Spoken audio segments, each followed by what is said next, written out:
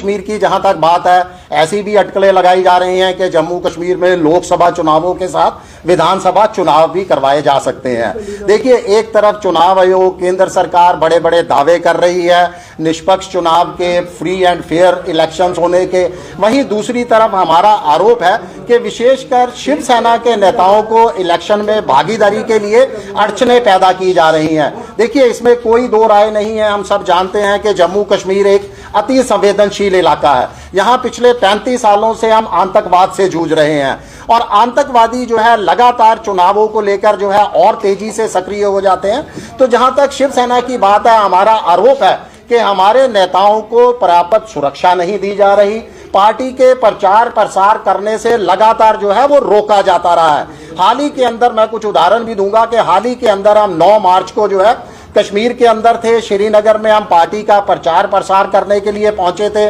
Party प्रशासन को well on time करीब 4 दिन पूर्व जानकारी भी दे दी गई थी, मगर उसके बावजूद भी हमें प्रेस इनक्लेव पर पत्रकारों से बातचीत करने पर, जनता के साथ संवाद साधने पर जो है वो रोक दिया गया। हमें जबरन, जबकि जम्मू कश्मीर, कश्मीर को भी भारत का अभिन्न अंग कहा जाता है, हमें कश्मीर में घूमने फिरने तक की इजाजत नहीं दी गई, जबरन हमें जम्मू की तरफ वापस भेज दिया जाता है। इसके साथ ही जब हम वहां पर एक कार्यक्रम का आयोजन करते हैं ईदगाह के अंदर, ईदगाह बाग के अंदर, तो वहां पर जो है हमारे जिन्होंने हमें पार्टी हमें ज्वाइन किया था, कई नेताओं को वहां जो है धमकियां दी जा रही हैं। उनके घरों के अंदर अनजान और संदिग्ध लोग जो है वो एंटर करते हैं, जिसकी कल पुलिस को जानकारी भी दी गई, मगर उसके बावजूद पुलिस की तरफ से किसी तरह की उनको सुरक्षा मुहैया नहीं करवाई गई। हाल ही के अंदर हमें शेख रमजान है, जिन्होंने शेख इमरान, जिन्होंने जो है बीजेपी के छोड़कर जो है हमारी पार्टी का दामन थामा था, बीजेपी के ऊपर भी ये काफी अच्छे स्टेट लेवल के पद पर थे, इन्होंने शिवसेना ज्वाइन की है। इनको भी मैं आपको बता दूं, कई इनके पास धमकियों भरे पत्र हैं जो इन्होंने प्रशासन को भी उसकी जानकारी दी है। ये तमाम धमकियां हैं जो इनको आई गई हैं, इनके घर में जो है हमले हुए हैं, तमाम धमकियां दी गई हैं, मगर इनको भी पर्याप्त सुरक्षा नहीं दी जा रही। ये अनंतनाग के रहने वाले हैं, यहाँ तक कि इनको पार्टी प्रचार प्रसार के लिए कहीं आने जाने की भी इजाजत नहीं है। अनंतनाग के अंदर जरूर इनको सुरक्षा दी गई है, मगर अनंतनाग के बाहर घूमने की इनको इजाजत नहीं है।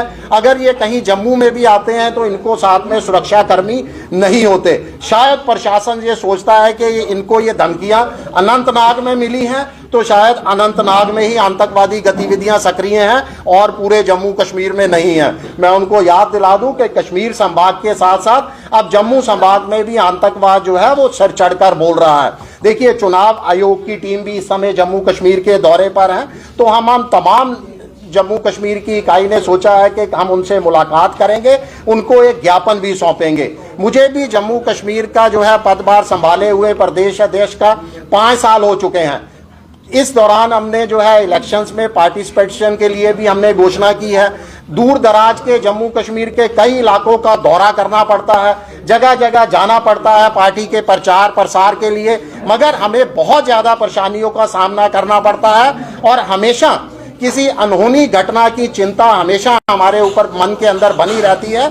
तो हम चाहते हैं कि जल्द से जल्द, अगर सरकार चाहती है, केंद्र सरकार, चुनाव आयोग चाहता है कि जम्मू कश्मीर में आने वाले तमाम चुनाव फेयर तरीके से करवाए जाएं, पूरी तरह से फ्री एंड फेयर हो, जनता की ज़्यादा से ज़्यादा इसके अंदर भागीदारी हो, तो मैं अपील करता हूं कि जल्द से जल्द तमाम विपक्षी पार्टियों, खास करके शिवसेना के नेताओं को भी जो है वो सुरक्षा प्रदान की जाए। हमारा आरोप है कि कहीं ना कहीं ये सोची समझी रणनीति के तहत शिवसेना नेताओं के साथ सौतेला व्यवहार किया जा रहा है।